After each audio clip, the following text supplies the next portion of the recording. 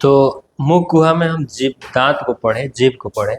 उसके बाद हम आते हैं कि मुख गुहा में लार ग्रंथियां पाई जाती हैं। और ये लार ग्रंथियां कितनी पाई जाती है, इसकी संख्या कितनी होती है? 3 जोड़ी लार ग्रंथियां पाई जाती है। उसका नाम क्या है, उसका अलग अलग काम क्या है? पूछेगा कि लार ग्रंथियों के बारे में बताइए, उसका काम बताइए। तो देखो, हम पहले देखेंगे कि लार ग्रंथियां मुख गुहा में होती है। मुख गुहा एक संरचना होता है और इसी मुख गुहा में पाई जाती है लार ग्रंथियां। तो यदि मुख गुहा पहले देखो, मुख गुहा, और मुख गुहा में हम देखेंगे कि 3 प्रकार की लार ग्रंथियां पाई जाती हैं। 3 प्रकार की लार ग्रंथियां कौन कौन सी? तो सबसे पहले हम पाते हैं पैरोटिड लार ग्रंथि। पैरोटिड लार ग्रंथि। उसके बाद हम पाते हैं सबलिंगुअल लार ग्रंथि। इस पाते हैं सबलिंगुअल लार ग्रंथि। और उसके बाद हम पाते हैं सबमैंडिबुलर लार ग्रंथि। सबलिंगुअल लार ग्रंथि, सबमैंडिबुलर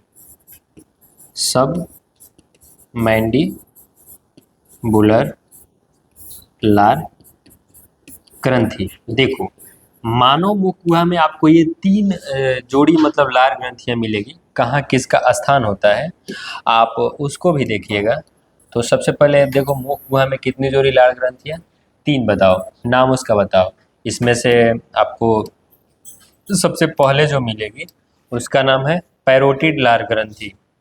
अब पैरोटिड लार ग्रंथि का काम समझना है कि इसका काम क्या होता है, इसका स्थान कहाँ है, ये कहाँ होती है।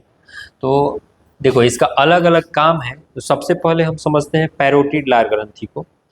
ए से आप लिखिएगा कि 1 नंबर में पैरोटिड, 2 नंबर में सबलिंगुअल और 3 नंबर में आपका होता है सबमैंडिबुलर। तो अब समझिए कि इसका स्थान कहाँ होता है, क्योंकि मुख में ही अलग अलग स्थानों पर पाई जाती है। तो इसमें सबसे पहले हम पाते हैं सब पैरोटिड लार ग्रंथि। ये मुख गुहा में सबसे बड़ी लार ग्रंथि है। इसके बारे में यदि आप लिखें तो मुख गुहा में सबसे बड़ी लार ग्रंथि, सबसे बड़ी लार ग्रंथि। तो सबसे बड़ी लार ग्रंथि कौन है आप बताइएगा। तो आप बताना है आपको पैरोटिड लार ग्रंथि सबसे बड़ी होती है। कहाँ पाई जाती है पैरोटिड लार ग्रंथि? तो जबड़े में, मानव का जो जबड़ा होता है उसमें पीछे की तरफ कान के पास पाई जाती है। इसका स्थान, ये कहाँ पाई जाती है स्थान? तो जबड़े में पीछे की तरफ, जबड़े में पीछे की तरफ कहाँ पर? तो कान के पास, कान के पास पाई जाती है पैरोटिड लार ग्रंथि, जबड़े में पीछे की तरफ कान के पास। जब इसमें संक्रमण होता है, इसमें इन्फेक्शन होता है, आप इसको समझ लीजिए कि जब इसमें संक्रमण होता है, इसमें इन्फेक्शन होता है। किसमें? पैरोटिड लार ग्रंथि में जब संक्रमण होता है, इन्फेक्शन होता है, तो एक बीमारी होती है संक्रमण। इसमें जब संक्रमण होगा तो एक बीमारी होगी और इस बीमारी को हम लोग बोलते हैं गलसुआ। गलसुआ अपना भाषा में हम लोग क्या बोलते हैं इसको? इसको एक गलफूली, एक माता दाई बोलते हैं कि एक माता रानी है, उनका आगमन हुआ है। उसको एक बीमारी है खैर पैरोटिड लार ग्रंथि में जब संक्रमण होता है, इन्फेक्शन होता है, तो बीमारी होता है। इस बीमारी को हम लोग बोलते हैं गलसुआ। इतना बात समझिए पैरोटिड लार ग्रंथि के बारे में। इसके बाद हम पाते हैं कि सब लिंगुअल लार ग्रंथि कहाँ होती है। तो यह जीभ में, ये जीभ के नीचे पाई जाती है। सबलिंगुअल लार ग्रंथि कहाँ पाई जाती है? तो इसके बारे में आप लिखिएगा। तो ये जीभ में नीचे की तरफ पाई जाती है। ये जीभ में नीचे की तरफ, जीभ में जो जीभ होता है, जीभ में नीचे की तरफ पाई जाती है सबलिंगुअल लार ग्रंथि, नीचे की तरफ पाई जाती है। उसके बाद हम आते हैं कि सब मैंडिबुलर लार ग्रंथि कहाँ पाई जाती है। तो इसको पाते हैं, यह सब यह जबड़े में पाई जाती है और आगे की तरफ पाई जाती है। ये जबड़े में आगे की तरफ पाई जाती है। आगे की तरफ पाई जाती है। अब देखो, अब इस चूंकि ये जो मुख गुहा में लार ग्रंथियां हम पढ़े 3 प्रकार के, अब तीनों में जो लार स्त्रवण होता है, लार निकलता है, उस लार का रासायनिक संगठन क्या होता है। तो यदि आप इसको नोट कर लिए तो हम आगे पढ़ते हैं कि लार का रासायनिक संगठन, तो लार का रासायनिक संगठन क्या क्या होता है इस लार में। लार का रासायनिक संगठन आप इसमें ध्यान दीजिएगा कि इस लार में क्या क्या पाया जाता है। तो आप पाते हैं कि इस लार में देखो क्या क्या होता है। अब ध्यान से समझना कि जो मनुष्य में लार निकलता है, इसमें लगभग 90% हम देखें तो इस लार में 90% जल होता है और 1% इसमें एंजाइम होता है। 1% कुछ एंजाइम होता है कि भैया लार जो पाया जाता है इसमें जल 90% होता है। हमारे मुंह में जितना भी लार का स्त्रवण होता है उसमें 90% जल रहता है, 99% जल रहता है और 1% एंजाइम रहता है।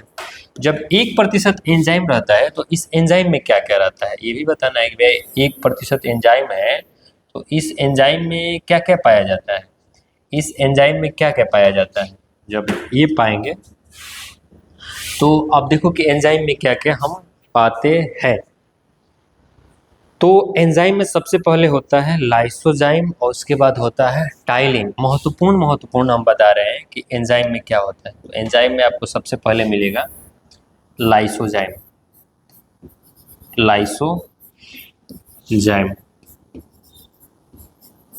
ये क्या करता है, ये देखो इसका कार्य भी समझ लो कि लाइसोजाइम क्या करता है। तो लाइसोजाइम, यदि हम कभी भोजन खाते हैं तो हाथ नहीं धोए रहते हैं। तो भगवान जब इंसान को बना रहे थे उनको पता था कि इंसान इतना मक्कार है, इतना गद्दार है कि वो खाने से पहले हाथ भी नहीं धोएगा। इसलिए भगवान ने पहले से व्यवस्था दे दिया कि लो यदि आप हाथ भी नहीं धोगे तो कोई दिक्कत नहीं होगा, दिक्कत वाली बात नहीं है। पहले से आपके मुख में लाइसोजाइम जो एंटी फंगल होता है, एंटी यानी कि कोई खतरनाक जीवाणु आप में जाता है तो उसके एंटी, उसके विरुद्ध में लड़ता है। और ये बोलेंगे कि हानिकारक मुख में जाने वाले, इसको लिखेंगे कि मुख में प्रवेश करने वाले, भोजन के साथ मुख में प्रवेश करने वाले हानिकारक जीवाणुओं को मारता है। वो जीवाणु जो हानिकारक है, हमारे शरीर में खतरा पहुंचा सकता है, उन जीवाणुओं को मारने का काम कौन करता है। तो मारने का काम करता है लाइसोजाइम। चूंकि भोजन जब हम खा रहे हैं हाथ नहीं धोए हैं तो अपने हाथों के साथ कीटाणु खाए हैं, तो उन कीटाणुओं को मारने का काम करता है लाइसोजाइम, यह महत्वपूर्ण एंजाइम में। उसके बाद इसी में पाया जाता है जिसको हम बोलते हैं टाइलिन। उसको आप याद रखिएगा, टाइलिन। तो देखो एक होता है टाइलिन। अब इसको ध्यान दो, टाइलिन क्या करता है। तो इसको हम पाते हैं, और ये टाइलिन हुआ। तो ये टाइलिन कार्बोहाइड्रेट पर क्रिया करता है, यानी कि मुख में जो भोजन का जब पाचन होता है तो सबसे पहले हमारा कार्बोहाइड्रेट भी पचना शुरू होता है, यानी कि ये कार्बोहाइड्रेट पर क्रिया करता है। कार्बोहाइड्रेट पर क्रिया कर उसे तोड़ना प्रारंभ करता है। यानी कि इसमें हम देखते हैं कि जब पाचन शुरू होता है तो सबसे पहले किसका पाचन होता है। तो सबसे पहले मुंह के गुहा में पाचन शुरू हो जाएगा, और मुंह गुहा में पाचन किसका शुरू होगा, तो कार्बोहाइड्रेट का। यानी कि जो पोषक तत्व पाए जाते हैं, 5 पोषक तत्व, उसमें कार्बोहाइड्रेट, प्रोटीन, वसा, फैट, विटामिन एंड मिनरल्स, उसके बाद वाटर। इसमें से 3 पोषक तत्वों में सबसे पहले किसका पाचन होता है, तो सबसे पहले होता है कार्बोहाइड्रेट का। कहाँ पाचन होता है, तो मुख गुहा में। यानी कि ऑब्जेक्टिव बनेगा कि मुख गुहा में सबसे पहले किस पोषक तत्वों का पाचन शुरू होता है, तो बताएंगे कार्बोहाइड्रेट का। कहाँ पाचन शुरू होता है, तो पाचन शुरू होता है मुख गुहा में। कौन पचाता है, तो उसमें हम बताएंगे कि पचाने का काम करता है टाइलिन। और उसको सिंपल भाग में तोड़ना शुरू करता है। और इसके बाद मुख में इतनी क्रिया हो जाने के बाद जब हम आगे बढ़ते हैं तो एक हमें क्षेत्र मिलता है ग्रसनी। तो यदि आप इसको समझ पाए हैं तो इसके बाद हम चलते हैं ग्रसनी पर। देखिए ग्रसनी में क्या होता है। तो ग्रसनी तो खैर एक कॉमन क्षेत्र है। मैंने बताया था कि जब ये मुख गुहा में भोजन जाता है तो इसके बगल से श्वास नली निकली होती है। तो जो श्वास नली निकली होती है तो ये श्वास की नली आती है, यहीं से भोजन की नली आती है। तो ये एक ऐसा कॉमन क्षेत्र है, इसको कॉमन क्षेत्र बोलेंगे, जो दोनों में यहाँ से भोजन भी जाएगा और यहाँ से वो बोले तो भोजन भी जाएगा यहाँ से, और यहीं से यहाँ से भोजन भी जाएगा और श्वास भी लिया जाएगा। और यहाँ पे एक संरचना होता है जिसको हम बोलते हैं एपिग्लॉटिक्स। एपिग्लॉटिक्स, तो जो एपिग्लॉटिक्स संरचना है इसका काम ही है कि ये जब भोजन आएगा तो श्वास नली को बंद कर देगा, और जब श्वास लेना होगा तो भोजन नली को बंद कर देगा। यानी कि मुश्किल होता है जब भोजन श्वास नली में चला जाए, न तो श्वास भोजन वाला में जाना चाहिए, इधर से भोजन चला, यदि भोजन चला तो अब एपिग्लोटिक्स का काम है कि इस रास्ता को बंद करेगा ताकि भोजन चली जाए आगे ग्रास नली में। इसी कॉमन क्षेत्र को हम बोलते हैं ग्रसनी। तो ग्रसनी का परिभाषा कोई पूछेगा क्या होगा, बताओ भाई ग्रसनी का परिभाषा क्या होगा। तो ग्रसनी का परिभाषा आप क्या बताओगे, तो ग्रसनी का परिभाषा क्या बताओगे जब आपसे पूछा जाएगा तो आप ग्रसनी का परिभाषा देखो क्या लिखोगे। जब आप ग्रसनी का परिभाषा क्या लिखोगे सुनो उसको मेरे से, कि यह एक उभयनिष्ठ भाग है, यह क्षेत्र है, उभयनिष्ठ भाग है जिससे श्वास तथा भोजन प्रवेश करता है। यानी इससे श्वास भी लेते हैं और भोजन भी प्रवेश करता है। कहाँ से, तो ग्रसनी से। उसके बाद ग्रसनी कोई मुख्य विशेष रोल नहीं है, इसमें रोल यही एपिग्लॉटिक्स का होता है, और एपिग्लॉटिक्स को नियंत्रण करने का काम करता है हमारा ब्रेन। इसको नियंत्रण करता है हमारा ब्रेन। यही ब्रेन जब खाना खाते वक्त आप खाना खा रहे हैं और याद कर रहे हो किसी और को, खाना खाओ याद करो किसी और को, तो एपिग्लॉटिक्स कंफ्यूज हो गया कि हम किसको बंद करें, हवा वाला बंद करें कि भोजन वाला बंद करें। आप खाना खा लिए, एपिग्लॉटिक्स खाना खा लिए, याद किसी और को कर रहे हैं, एपिग्लॉटिक्स कंफ्यूज, खाना आया अंदर और इधर आपका बंद कर दिया फूड पाइप बंद कर दिया, आपका भोजन चला गया श्वास नली में। श्वास नली में भोजन जाएगा तो इधर फेफड़ा को पता नहीं चलेगा कि इधर प्रवेश कौन किया, ये तो मेरे क्षेत्र का है ही नहीं। भैया आपके एरिया में कोई पाकिस्तानी घुसेगा तो चुपचाप थोड़े बैठिएगा। इधर फेफड़ा को पता चला कि भोजन का टुकड़ा आ रहा है, इससे हमारा कोई रिश्ता नाता है ही नहीं, इधर केवल हवा आया है। अब ये लोग पूरा तगड़ा जोर लगाएगा, गोली बंदूक चलाएगा और उसको भगाने का प्रयास करेगा। इतना जोर से गोली चलेगा कि आपको छींक आएगा, हिचकी आएगा कि उसको बढ़िया से भाई बाहर भगा दो। तेजी से हिचकी आएगा, छींक आएगा कि कैसे भी करके इसको बाहर निकालो। ये काम रहा एपिग्लॉटिक्स का। ग्रसनी के बारे में इतना बताइए आप। इसके बाद जब आगे बढ़ते हैं तो इसके बाद हमें मिलता है ग्रास नली। तो इसी में देख लीजिए ग्रास नली क्या करता है। तो जब ग्रास नली को हम पाते हैं, ग्रास नली, तो पूछेगा कि ग्रास नली क्या है, तो दो शब्द का बात है, ग्रास नली भी कोई बड़ी बात नहीं है। तो जब आप ग्रास नली को समझिएगा तो समझ लीजिए इसको भी, ग्रास नली। तो जब ग्रास नली को देखते हैं तो कुछ ऐसी संरचना होती है ग्रास नली, कुछ ऐसी संरचना होती है ग्रास नली। और इसमें मान लो ये भोजन है, तो ये फोटो बनाए हैं, ये ग्रास नली है, ग्रास नली। इसमें जो टुकड़ा जा रहा है भोजन का, यह है भोजन का टुकड़ा। तो आप कभी ऐसा नहीं सुने होंगे, ऐसा आप कभी सुन ही नहीं सकते कि भोजन का टुकड़ा चला है और आप खा रहे हैं तो नीचे जाके आमाशय में गिर रहा है, तो बहुत आवाज़ आ रहा है, उधर से कुछ आवाज़ आ रहा है धप धप का, गिर रहा है नहीं। जब जाता है तो इसमें क्रमाकुंचन क्रिया होती है, क्रमानुकुंचन क्रिया होती है। अब क्रमानुकुंचन क्रिया क्या करती है कि आपका जैसे भोजन यहाँ आया तो इधर का पार्ट खुला, और जैसे ही भोजन आगे बढ़ा अब इधर का पार्ट सिकुड़ेगा, फिर ऐसे खुलेगा सिकुड़ेगा, यानी कि आगे भोजन बढ़ेगा, फैलेगा, फिर सिकुड़ जाएगा। इसी को बोलते हैं क्रमानुकुंचन।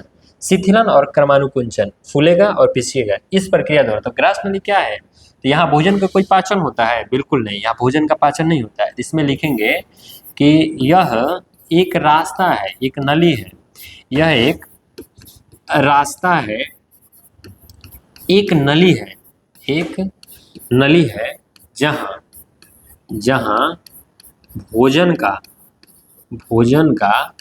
पाचन नहीं होता है, भोजन का पाचन नहीं होता है, भोजन का पाचन नहीं होता है, बल्कि इससे होते हुए भोजन को, भोजन को कहाँ तक पहुँचाया जाता है? तो आमाशय तक पहुँचाया जाता है। भोजन को आमाशय तक पहुँचाया जाता है, आमाशय तक पहुँचाया जाता है। अब पहुँचाने के क्रम में पहुँचाया जाता है, इसके साथ साथ आप लिखिएगा तथा पहुँचाने के क्रम में, भोजन को आमाशय तक पहुँचाने के क्रम में क्रमानुकुंचन नामक क्रिया संपन्न होती है। क्रमानुकुंचन नामक क्रिया संपन्न होती है। तो ये रहा हमारा ग्रास नली के तक। अब इसके बाद हमें पढ़ना है आमाशय के बारे में। चलिए, धन्यवाद।